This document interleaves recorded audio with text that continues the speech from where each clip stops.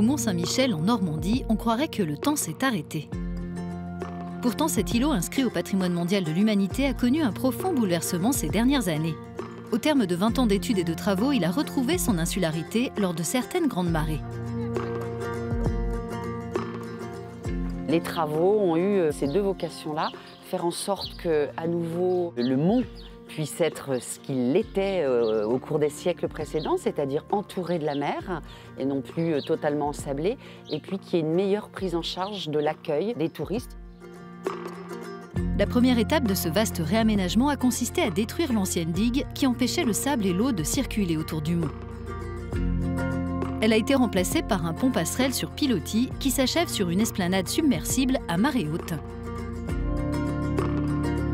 Pour ceux qui ont peut-être fait des traversées il y a 10, 20, 30 ans, vous étiez peut-être arrivé par ici, en passant au-dessus de ces rochers sans vous en rendre compte. Hugo guide les visiteurs dans la baie. Les travaux l'ont obligé à adapter ses circuits. Tapez fort! Encore! Allez!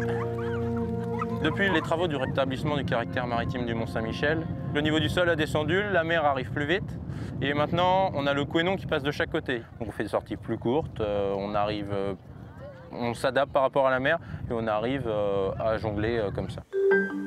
Le coût total des travaux a représenté 184 millions d'euros, dont 85 millions financés par la France, État, collectivités et institutions locales, et 21,5 millions par la politique de cohésion de l'Union européenne, celle-ci ayant pris en charge une partie du remplacement d'un barrage sur le fleuve à proximité et des équipements complémentaires en amont et en aval.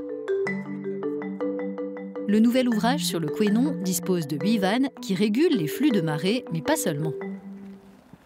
L'ancien barrage était là pour limiter les inondations et la submersion marine. Le nouveau barrage continue évidemment de le faire. Mais surtout, il va permettre de régénérer du courant hydraulique dans le fleuve pour pouvoir éroder le sédiment, donc enlever le sable qui s'est accumulé au pied du Mont-Saint-Michel.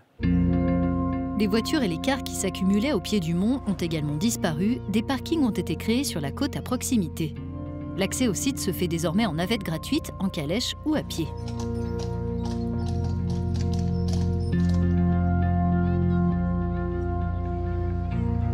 Je ne me lasse jamais du Mont-Saint-Michel et j'y viens très régulièrement, au moins une fois par mois.